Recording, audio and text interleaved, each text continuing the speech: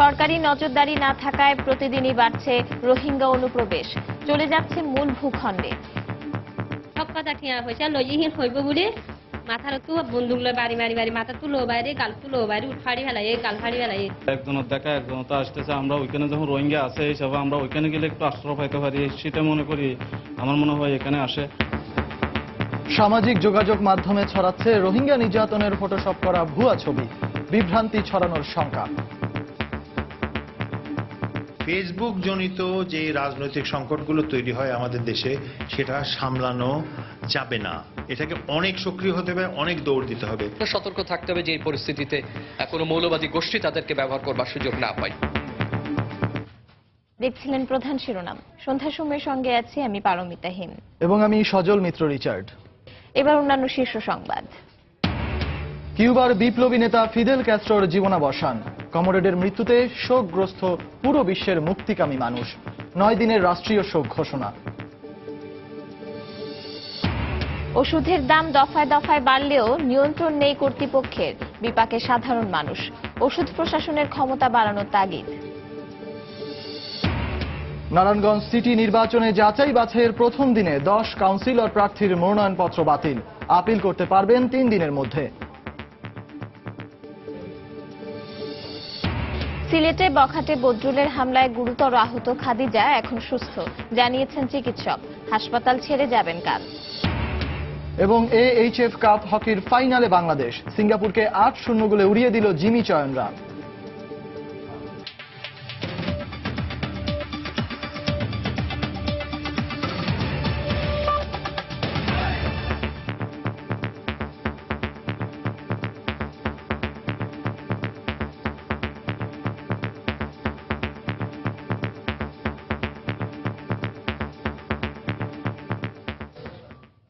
কিউবার বিপ্লবী নেতা ফিদেল ক্যাস্ট্রোর মৃত্যুতে দেশটিতে 9 দিনের রাষ্ট্রীয় শোক ঘোষণা করা হয়েছে।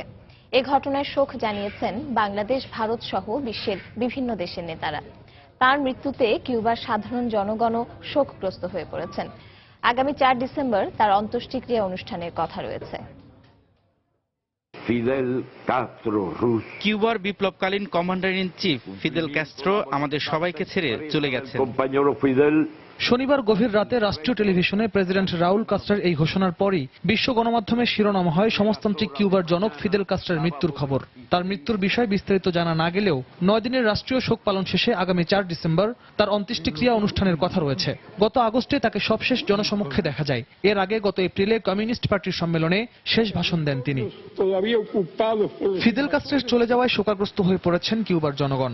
ফিদেল না থাকলেও তার চেতনা বহন করে চলার কথা জানিয়েছেন দেশটির সাধারণ মানুষ। প্রিয় নেতার চলে যাওয়ার খবরে খুবই খারাপ লাগছে, কিন্তু এই সত্য যে তাকে চিরদিন ধরে রাখা যাবে না। তিনি যা আমাদের দিয়ে গেছেন তাই যথেষ্ট। ফিদেল ক্যাস্ট্রো আর ফিরবেন না, কিন্তু তার চেতনা ও মতাদর্শ সবার জন্য অনুকরণীয় হয়ে থাকবে। প্রায় অর্ধ শতাব্দীর বর্ণাঢ্য রাজনৈতিক জীবনে ফিদেল ক্যাস্ট্রোর অভাবনীয় নানা সাফল্য থাকলেও ভিন্ন মতাবলম্বীদের ওপর চরম দমন পীড়নের অভিযোগও ছিল তার বিরুদ্ধে। এদিকে কিউবার শক্তিশালী বিপ্লবী নেতার মৃত্যুতে শোক জানিয়েছেন বাংলাদেশ, ভারত সহ বিশ্বের বিভিন্ন দেশের নেতারা। ভেনেজুয়েলার president Nicolas Maduro president Raul কাস্ট্রোকে ফোন করে সমবেদনা জানিয়ে ভবিষ্যতে সহযোগিতামূলক সম্পর্ক বজায় রাখার কথা জানান। শোক প্রকাশ করেছেন বলিভিয়ার প্রেসিডেন্ট ইভো মোরালেস, মেক্সিকোর প্রেসিডেন্ট এনরিক পেনা নাইতো সহ বিভিন্ন দেশের নেতারা। ভারতীয় প্রধানমন্ত্রী নরেন্দ্র মোদী টুইটারে এক বার্তায় কিউবানদের প্রতি সমবেদনা জানানোর পাশাপাশি ফিদেল ক্যাস্ট্রোকে 20 শতাব্দীর কিংবদন্তি নেতা ও মহৎ বন্ধু বলে উল্লেখ করেন। রিয়াদুল ইসলাম, সময় সংবাদ। আমি লাতিন আমেরিকার বন্ধুদের এবং সারা বিশ্বকে বলতে চাই, কিউবার জনগণ বিজয়ী হবেই। 2016 সালে কিউবার কমিউনিস্ট পার্টির 7ম কংগ্রেসে বিপ্লবী নেতা ফিদেল ক্যাস্ট্রোর ভাষণের অংশ এটি। আজ রাষ্ট্রীয় টেলিভিশনে মৃত্যুর খবর জানানো হয় 1959 সালে দুনিয়া কাঁপানো কিউবা বিপ্লবের এই মহানায়কের। সমাজতান্ত্রিক বিপ্লবের প্রবাদ পুরুষ কমরেড ফিদেল ক্যাস্ট্রো, পুরো নাম ফিদেল আলেকজান্দ্রো ক্যাস্ট্রো রুজ। 1926 সালের 13ই আগস্ট কিউবার পূর্বাঞ্চলে স্পেনীয় বংশোদ্ভূত এক অভিবাসী পরিবারে জন্মগ্রহণ করেন 20 শতাব্দীর এই মহানায়ক। 50-এর দশকে কিউবায় গণতান্ত্রিক অধিকার প্রতিষ্ঠার সকল পথ তখন অবরুদ্ধ ফুলগেস্তু বাতিস্তার সামরিক স্বৈরশাসনে। গণমানুষের মুক্তির কঠিন লড়াইয়ে নামেন হাভানা বিশ্ববিদ্যালয়ের আইনের শিক্ষার্থী ও দেশসেরা স্কুল অ্যাথলেটের পুরস্কার পাওয়া তুখোর খেলোয়াড় ক্যাস্ট্রো। বিপ্লবের মাধ্যমে রাষ্ট্র ক্ষমতা অর্জন করার প্রত্যয়ে 1953 সালে একটি সশস্ত্র দল নিয়ে মানকাডা আর্মি ব্যারাকে হামলা চালান ক্যাস্ট্রো। দুর্ভাগ্যক্রমে ব্যর্থ হয় হামলা, গ্রেফতার করা হয় ক্যাস্ট্রোকে। বিচারে তার 15 বছরের কারাদণ্ড হলেও প্রবল জনসমর্থনের কারণে 2 বছরের মাথায় তাকে মুক্তি দিতে বাধ্য হয় সরকার। 1955 সালের মাঝামাঝি ছোট ভাই রাউল ক্যাস্ট্রোর মাধ্যমে বিপ্লবী চে গুয়েভারার সঙ্গে পরিচয় হয় ফিদেল ক্যাস্ট্রোর। চের সংস্পর্শে এসে ফিদেল ক্যাস্ট্রো ক্রমান্বয়ে মার্ক্সবাদী বিপ্লবী হয়ে ওঠেন। 1958 সালে ক্যাস্ট্রো সশস্ত্র গেরিলা বাহিনীর হাতে প্রাণ হারায় জেনারেল বাতিস্তার প্রায় 1000 সেনা। এরই ধারাবাহিকতায় 1959 সালের 9 জানুয়ারি রাজধানী হাভানার নিয়ন্ত্রণভার গ্রহণ করে ফিদেল ক্যাস্ট্রোর গেরিলারা। সশস্ত্র বিপ্লবের মধ্য দিয়ে কিউবার প্রধানমন্ত্রী হিসেবে দায়িত্বভার গ্রহণ করেন ক্যাস্ট্রো। তৎকালীন সমাজতান্ত্রিক বিশ্বের নেতৃত্ব দেওয়া সোভিয়েত ইউনিয়নের সঙ্গে গভীর সম্পর্ক গড়ে ওঠে ক্যাস্ট্রো ও কিউবার। 1962 সালে শীতল যুদ্ধ যখন তুঙ্গে, সোভিয়েত ইউনিয়ন কিউবায় পরমাণু ক্ষেপণাস্ত্র মোতায়েন করলে যুক্তরাষ্ট্র ও রাশিয়ার মধ্যে মারাত্মক সামরিক উত্তেজনা ছড়িয়ে পড়ে, আর এতে পরমাণু যুদ্ধের ঝুঁকি চূড়ান্ত আকার ধারণ করে। এই সংকটকালীন সময়েও কিউবাকে দক্ষ হাতে নেতৃত্ব দেন ফিদেল ক্যাস্ট্রো। 1965 সালে কমিউনিস্ট পার্টি অব কিউবার সাধারণ সম্পাদক নির্বাচিত হন। স্বাস্থ্যগত কারণে স্বেচ্ছায় কিউবার প্রেসিডেন্টের পদ থেকে সরে দাঁড়ানোর ঘোষণা দিয়ে 2006 সালে ক্ষমতা হস্তান্তর করেন ছোট ভাই রাউল ক্যাস্ট্রোর কাছে। বিপ্লবী হিসেবে মার্কিন যুক্তরাষ্ট্রের নাকের ডগায় সমাজতান্ত্রিক রাষ্ট্র প্রতিষ্ঠা করেন ফিদেল ক্যাস্ট্রো। 80-এর দশকে সোভিয়েত ইউনিয়নের পতনের পর পুরো সমাজতান্ত্রিক বিশ্বে যখন নতুন করে পুঁজিবাদের উত্থান ঘটে, তখনও ফিদেল ক্যাস্ট্রো একা সমাজতন্ত্রের ঝান্ডা উঁচিয়ে ধরে কিউবাকে তার বিপ্লবের পথেই ধরে রাখেন। জাহিদুর রহমান, সময় সংবাদ। বৈষম্যহীন সমাজ গঠনে বিশ্ব সম্প্রদায়কে শান্তির বার্তা দিয়ে গেছেন কিউবার বিপ্লবী নেতা ফিদেল ক্যাস্ট্রো। এমন নেতার চলে যাওয়া বিশ্ববাসীর জন্য এক অপূরণীয় ক্ষতি উল্লেখ করে অধ্যাপক আনু মোহাম্মদ বলেছেন, হানাহানি, ভেদাভেদ আর সংকটমুক্ত একটি সমাজ গঠনে তার রেখে যাওয়া আদর্শ হতে পারে সবার জন্য অনুকরণীয়। তার মৃত্যু আমাদেরকে খুব আহত করে, সারা পৃথিবীর মানুষই আহত বোধ করবেন, কারণ তিনি নিজের এক জীবনে একটা ছোট্ট দেশের মানুষ হয়ে তিনি সারা বিশ্বের অসংখ্য মানুষের স্বপ্ন ধারণ করেছিলেন। সেটা হচ্ছে ফিদেল ক্যাস্ট্রোর সবচেয়ে বড় দিক। তরুণ বয়সে যে বিপ্লবী যাত্রা শুরু করেছিলেন, যে পোশাক পরেছিলেন, সেই পোশাক পরে সেই বিপ্লবী যাত্রা নিয়েই তিনি জীবন শেষ করেছেন। দেখছেন সন্ধ্যার সময়। সামাজিক যোগাযোগ মাধ্যমে ছড়িয়ে পড়ছে মিয়ানমারে রোহিঙ্গা নির্যাতনের ফটোশপ করা ভুয়া ছবি। এতে বিভ্রান্তি ছড়ানোর আশঙ্কা দেখা দিয়েছে। বিশ্লেষকরা বলছেন, ফটোশপের মাধ্যমে বানানো বিভিন্ন ছবি ফেসবুক সহ বিভিন্ন মাধ্যমে তুলে ধরা হচ্ছে। এ ধরনের ঘটনায় যেন কোনো বিভ্রান্তি না ছড়ায় সে ব্যাপারে সজাগ থাকার পরামর্শ দিয়েছেন তারা। মিজানুর রহমান কবিরের রিপোর্ট। মিয়ানমারের রাখাইন প্রদেশে নির্যাতনের শিকার হয়ে রোহিঙ্গারা আশ্রয় নিচ্ছেন বাংলাদেশে। সারা বিশ্বের গণমাধ্যমের মতো বাংলাদেশেও বিষয়টি প্রচার পাচ্ছে গুরুত্ব সহকারে। দেশের বিভিন্ন স্থানে প্রতিবাদ মিছিল, সমাবেশ ও বিবৃতির মাধ্যমে সহমর্মিতা জানাচ্ছে অনেক ব্যক্তি ও সংগঠন। পাশাপাশি উল্লেখযোগ্য প্রচারণা চালানো হচ্ছে ফেসবুকে। মত প্রকাশের স্বাধীনতাকে সমর্থন জানালেও বিশ্লেষকরা বলছেন, অন্যান্য গণমাধ্যমের জবাবদিহি থাকায় খবর প্রচার ও প্রকাশে এগুলো যতটা দায়বদ্ধ, সে তুলনায় অনেকটাই উন্মুক্ত ফেসবুক। তাই এখানে অপপ্রচার চালানোর সুযোগও অনেক বেশি। আমরা নাসিরনগর থেকে বুঝলাম যে গণমাধ্যমকে কিভাবে সোশ্যাল মিডিয়াকে ব্যবহার করা হয়। এই জনগোষ্ঠী যারা এই ধরনের কথা বলে, এটা সাধারণ মানুষ বলে না, এটা খুব স্বল্প সংখ্যক কয়েকজন যারা ফেসবুকে সক্রিয়, যারা বিভিন্ন রাজনৈতিক কয়েকটা দল আছে তাদের মধ্যে সক্রিয়, তাদেরকে সরকার সামলায় না কেন? সেটা তো অনেক সোজা। যেখানে এই ধরনের পারসিকিউশনের পরিবেশ তৈরি হচ্ছে বা সেখানে সাংঘাতিকভাবে তারা অত্যাচারিত হচ্ছেন জনগোষ্ঠী, সেখানে তাদেরকে ব্যবহার করবারও কিন্তু সুযোগ সন্ধানী গোষ্ঠী থাকে।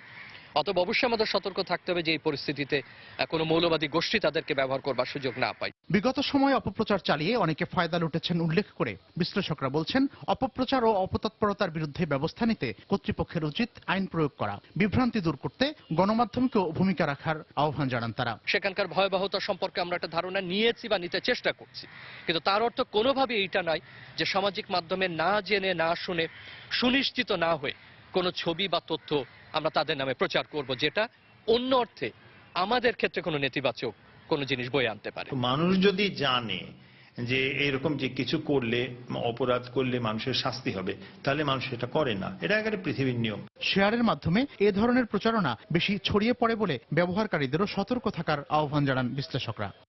মিজানুর রহমান খবির, সময় সংবাদ, ঢাকা। বাংলাদেশের রোহিঙ্গা শরণার্থী ক্যাম্পগুলো মিয়ানমার সীমান্তবর্তী হওয়ায় এবং সরকারি নজরদারি না থাকায় অনুপ্রবেশের হার বাড়ছে। গত কয়েকদিন ধরে ক্যাম্পে আশ্রয় নেওয়া রোহিঙ্গারা বাংলাদেশের মূল ভূখণ্ডে চলে যেতে শুরু করায় অনুপ্রবেশ আরও বেড়ে যাওয়ার আশঙ্কা দেখা দিয়েছে। শাখাউত টিপুর ক্যামেরায় বিস্তারিত জানাচ্ছেন কমল দে। মিয়ানমারের মংডু এলাকার বাসিন্দা শিরু বেগম জানে না তার স্বামী ইয়াস এবং 2 সন্তানের ভাগ্যে কি ঘটেছে। 3 দিন আগে মিয়ানমার বাহিনী বিদ্রোহী ধরার নামে তাদের গ্রামে হানা দিয়ে ধরে নিয়ে যায় তার স্বামীকে। নির্যাতন থেকে বাঁচার জন্য 6 সন্তানকে নিয়ে যখন বাংলাদেশমুখী তখন রাস্তায় হারিয়ে যায় তার 2 পুত্র সন্তান।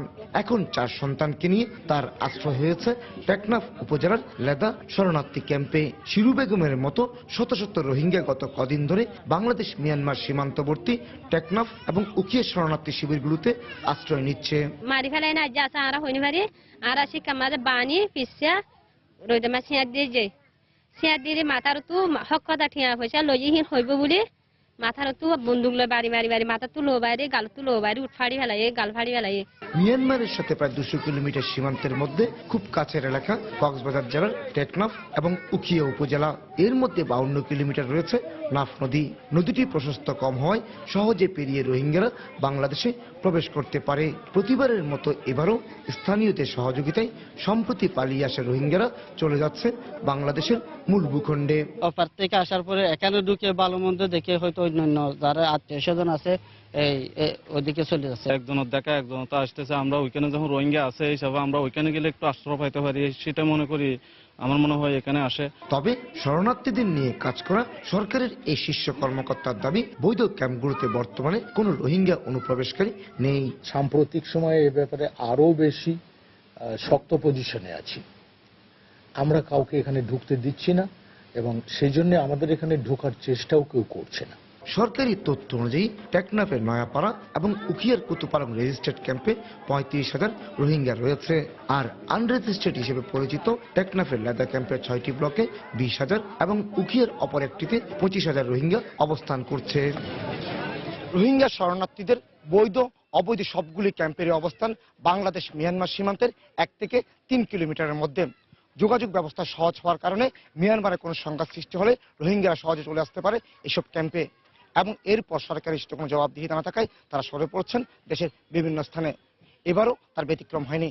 মিয়ানমারের সংঘাত সৃষ্টি হওয়ার পর থেকে প্রতি রাতে শত শত রোহিঙ্গা ভিড় করছে এসব ক্যাম্পে। টেকনাফের লেদা ক্যাম্প থেকে কমল দে, সময় সংবাদ। সন্ধ্যার সময় আরো থাকছে রাজধানীর শ্যামলীর শিশু মেলা পুনরুদ্ধার, সাধারণ মানুষের জন্য উন্মুক্ত করার ঘোষণা উত্তর সিটি মেয়রের। নারায়ণগঞ্জ সিটি কর্পোরেশন নির্বাচনে মনোনয়নপত্র যাচাই বাছাইয়ের প্রথম দিনে কাউন্সিলর প্রার্থীদের মনোনয়নপত্রই খতিয়ে দেখা হয়।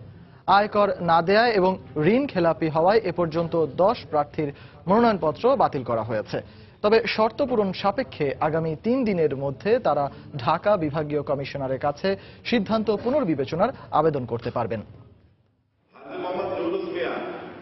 সময় গণনার সঙ্গে সঙ্গে জমে উঠছে নারায়ণগঞ্জ সিটি কর্পোরেশন নির্বাচন।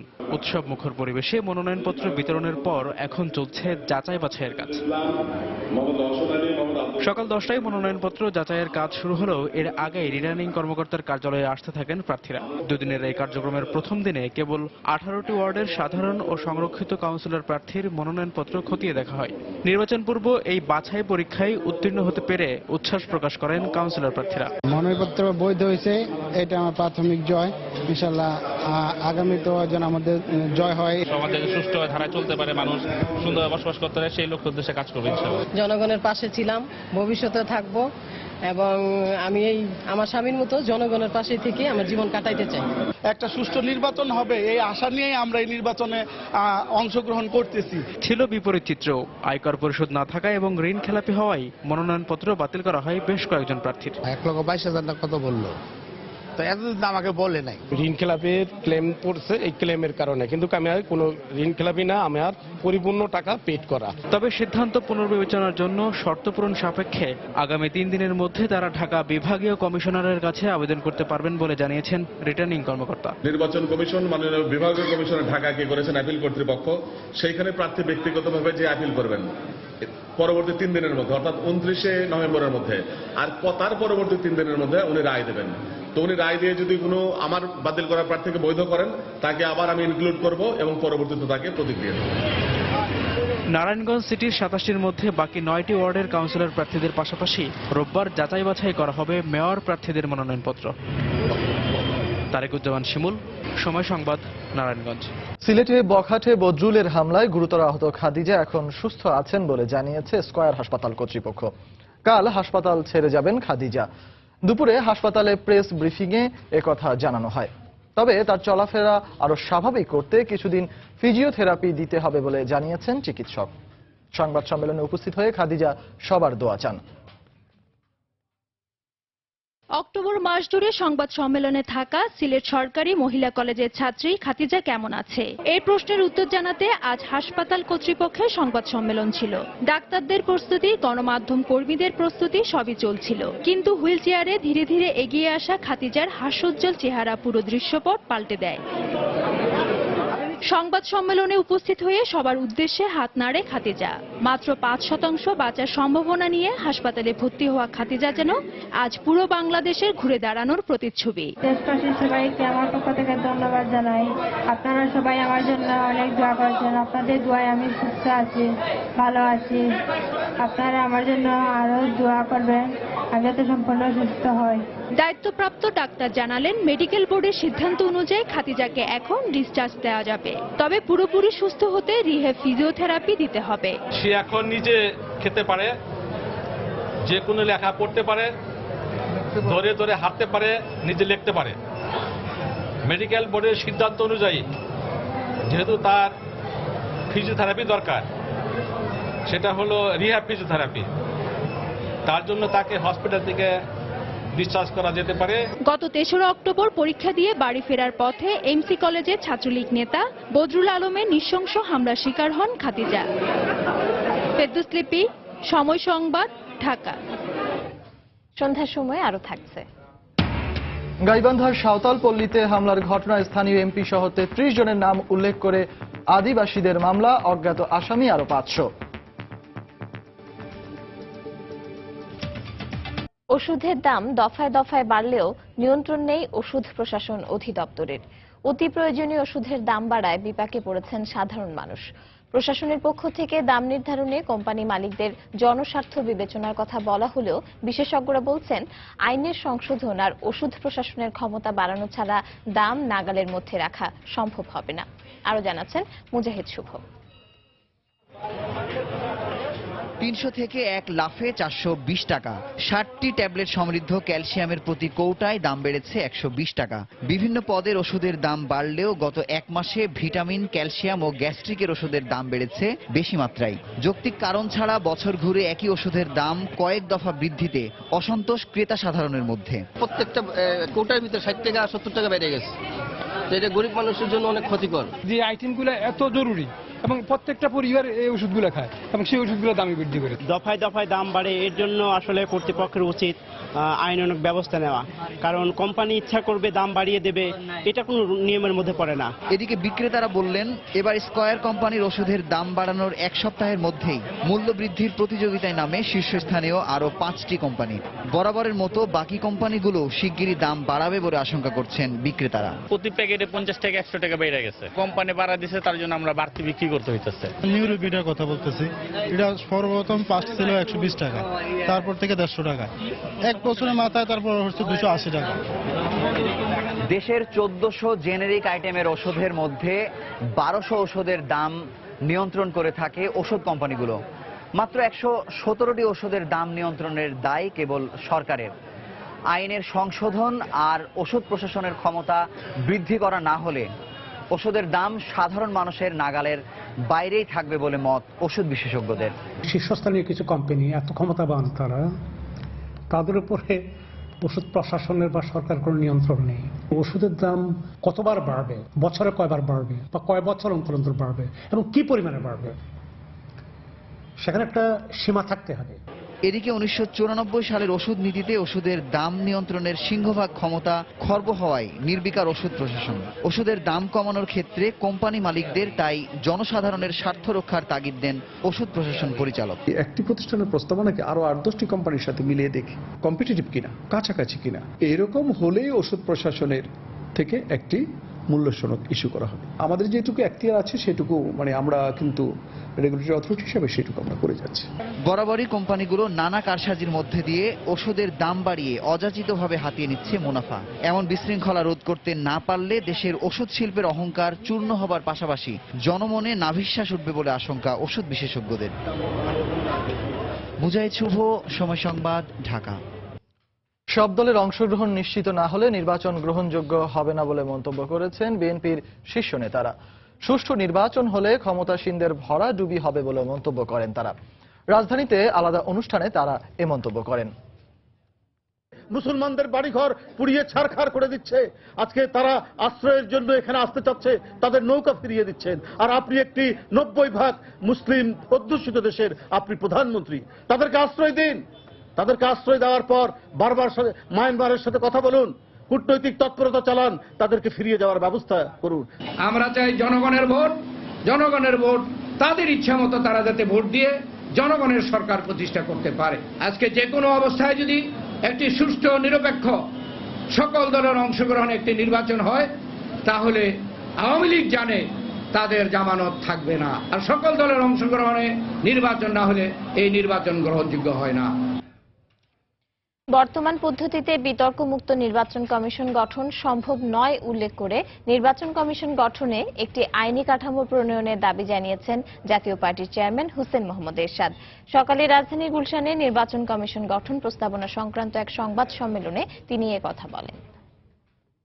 যে পদ্ধতি নির্বাচন হচ্ছে এবং তার জন্য যে পদ্ধতি নির্বাচন কমিশন নিয়োগ করা হয়, তাতে বিতর্কমুক্ত নির্বাচন হওয়া বা বিতর্কমুক্ত নির্বাচন কমিশন গঠন করা অসম্ভব হয়ে দাঁড়িয়েছে। যদি যথাযথ আইনি কাঠামো তার সঠিক বাস্তবায়নের মাধ্যমে যোগ্যতা অভিজ্ঞতা সম্পন্ন পেশাদার ও নিরপেক্ষ ব্যক্তিবর্গকে নির্বাচন কমিশন হিসাবে নিয়োগ দেওয়া যায়, তাহলে বিতর্কমুক্ত নির্বাচন কমিশন গঠিত হতে পারে। রাজধানীর শ্যামলীর শিশু মেলা পুনরুদ্ধার করেছে ঢাকা উত্তর সিটি কর্পোরেশন। দীর্ঘ এক যুগ অবৈধ দখলে থাকার পর আজ জায়গাটি মুক্ত করা হয়। মেয়রের নেতৃত্বে সিটি কর্পোরেশনের একটি দল শিশু মেলা উদ্ধার করে সিলগালা করে দেয়। মেয়র আনিসুল হক জানান, পরবর্তীতে কাউকে দখল না দিয়ে সিটি কর্পোরেশনের উদ্যোগেই পার্কটি সাধারণ মানুষের জন্য খুলে দেওয়া হবে। শ্যামলীর শিশু মেলা, ছোট বড় সবারই বেশ পরিচিত এই জায়গাটি বেশ কয়েক বছর ধরে অবৈধভাবে দখল করেছিল মেসার্স ভায়া মিডিয়া বিজনেস সার্ভিসেস নামে একটি প্রতিষ্ঠান। ঢাকা উত্তর সিটি কর্পোরেশনের পক্ষ থেকে জানানো হয়, শিশু পার্কের 1.40 একর ভূমিতে শিশু পার্ক হিসেবে পরিচালনার জন্য গণপূর্ত মন্ত্রণালয় সিটি কর্পোরেশনের নিকট 1985 সালে হস্তান্তর করে।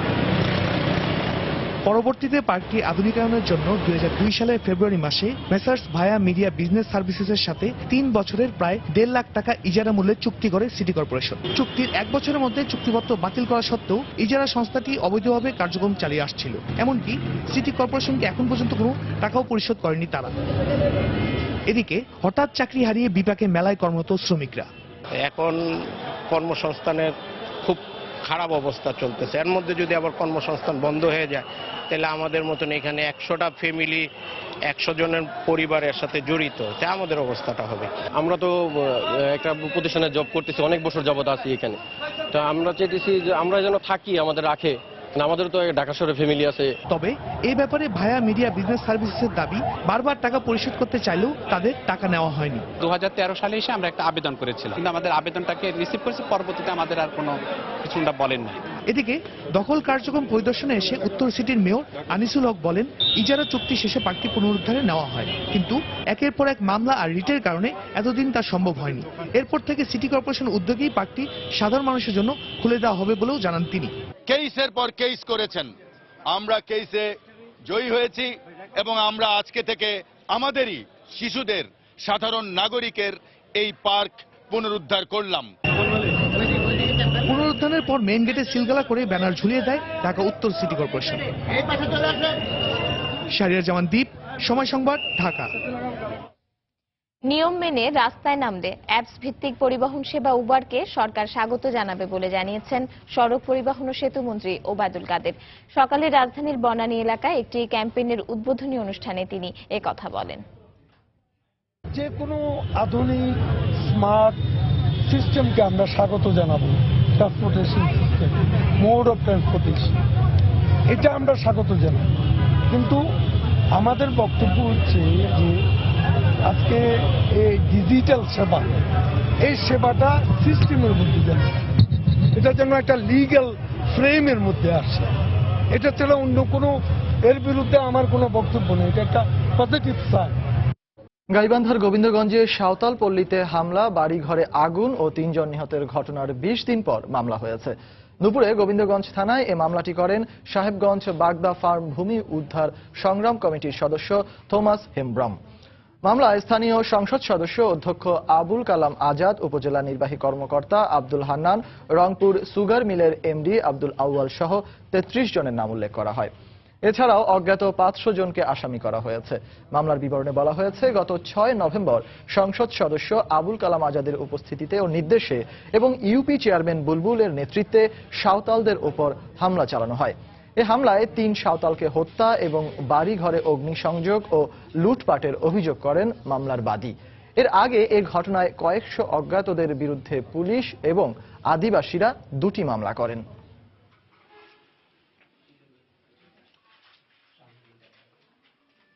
গুলিবিদ্ধ হয়েছে, লুট তারাচি হয়েছে, মামলা করতে আমার দেরি হয়েছে, অনেক কাজ ছিল। আমাদের সংসদ সদস্য আছে, তারপরে শাকিলা কান্দু বুলবুল আছে, আরো অনেক লোকজন আছে।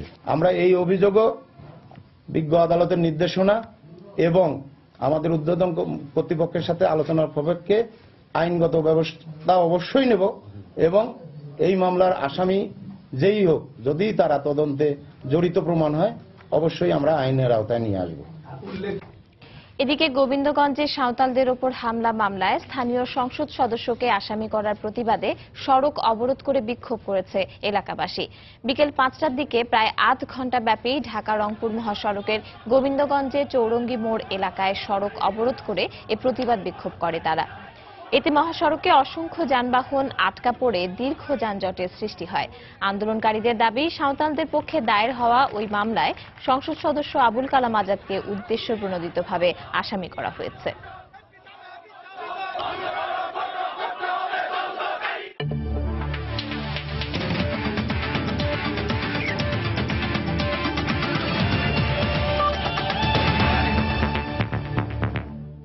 হকির খবর, সিঙ্গাপুরকে 8-0 গোলে উড়িয়ে দিয়ে AHF কাপ হকির ফাইনালে উঠেছে বাংলাদেশ। হংকংয়ের কিংস পার্ক স্টেডিয়ামে ম্যাচের প্রথমার্ধের 26 মিনিটে ডিফেন্ডার মিলন হোসেনের গোলে এগিয়ে যায় বাংলাদেশ। 29 মিনিটে রোমান সরকার গোল করলে 2-0 এগিয়ে থেকে বিরতিতে যায় অলিভার কার্টাসের শিষ্যরা। বিরতি থেকে ফিরে সিঙ্গাপুরের উপর আরও চড়াও হয়ে খেলতে থাকে রানা নিলয়রা। 37 মিনিটে পেনাল্টি কর্নার থেকে এবারের আসরে নিজের 5ম গোল করেন অধিনায়ক রাসেল মাহমুদ জিমি। 48 মিনিটে চয়ন, 50 মিনিটে পুষ্কর খিসা মিমো ও 55 মিনিটে কৃষ্ণ কুমারের গোলে 6-0 এগিয়ে যায় লাল সবুজের প্রতিনিধিরা। 66 ও 69 মিনিটে পেনাল্টি কর্নার থেকে জাতীয় দলের তরুণ তুর্কি আশরাফুল ইসলাম গোল করলে 8-0 গোলের বিশাল জয় নিয়ে মাঠ ছাড়ে বাংলাদেশ। বিপিএল এর খবর, গেলবারের চ্যাম্পিয়ন কুমিল্লা ভিক্টোরিয়ান্সের বিপিএল যাত্রা শেষ হলো। ঢাকা ডায়নামাইটসের কাছে 32 রানে হেরে প্রথম রাউন্ডেই বাদ পড়ল মাশরাফির দল। শেরেবাংলা স্টেডিয়ামে টস জিতে ব্যাটিং নেয় সাকিবের দল। সাঙ্গাকারা ও মেহেদী মারুফের ব্যাটে দুর্দান্ত শুরু পায় ঢাকা। 38 রানের ওপেনিং জুটি ভাঙার পর 45 রানের জুটি গড়েন 2 লঙ্কান গ্রেড সাঙ্গাকারা ও জয়াবর্ধনে। সাঙ্গাকারা 33 রান করে আউট হলে জয়ার সঙ্গে জুটি গড়েন অধিনায়ক সাকিব। শেষ দিকে 18 বলে 25 রান করেন মোসাদ্দেক। নির্ধারিত 20 ওভারে 4 উইকেট হারিয়ে 170 রান করে ঢাকা। জবাবে ব্যাট করতে নেমে ধীর গতিতে শুরু করেন শান্ত ও খালিদ লতিফ। শান্ত শহীদের বলে সাজঘরে ফেরেন 19 বলে 17 রান করে। লতিফ ফেরেন 38 রান করে। এরপর নিয়মিত বিরতিতে উইকেট হারাতে থাকে কুমিল্লা। ডিজে ব্রাভো নেন 3টি উইকেট। 20 ওভারে 8 উইকেট হারিয়ে 138 রানে থামে মাশরাফির দলের ইনিংস। 32 রানের এই হারে বিপিএল এ টিকে থাকার শেষ সম্ভাবনাটুকু হারালো গেলবারের চ্যাম্পিয়নরা।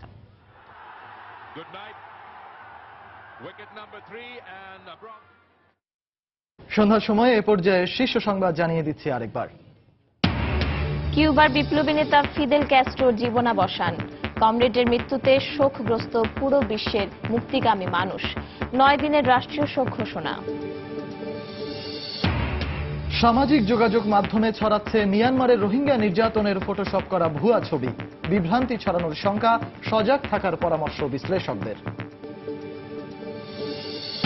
ওষুধের দাম দফায় দফায় বাড়লেও নিয়ন্ত্রণ নেই কর্তৃপক্ষের, বিপাকে সাধারণ মানুষ। ওষুধ প্রশাসনের ক্ষমতা বাড়ানোর তাগিদ। নারায়ণগঞ্জ সিটি নির্বাচনে যাচাই বাছাইয়ের প্রথম দিনে 10 কাউন্সিলর প্রার্থীর মনোনয়নপত্র বাতিল। আপিল করতে পারবেন 3 দিনের মধ্যে। এবং সিলেটে বখাটে বদরুলের হামলায় গুরুতর আহত খাদিজা এখন সুস্থ, হাসপাতাল ছেড়ে যাবেন কাল। এই ছিল সন্ধ্যার সময়ে। যে কোনো খবর পেতে ভিজিট করুন সময় নিউজ.টিভি আর সঙ্গে থাকুন সময়ের।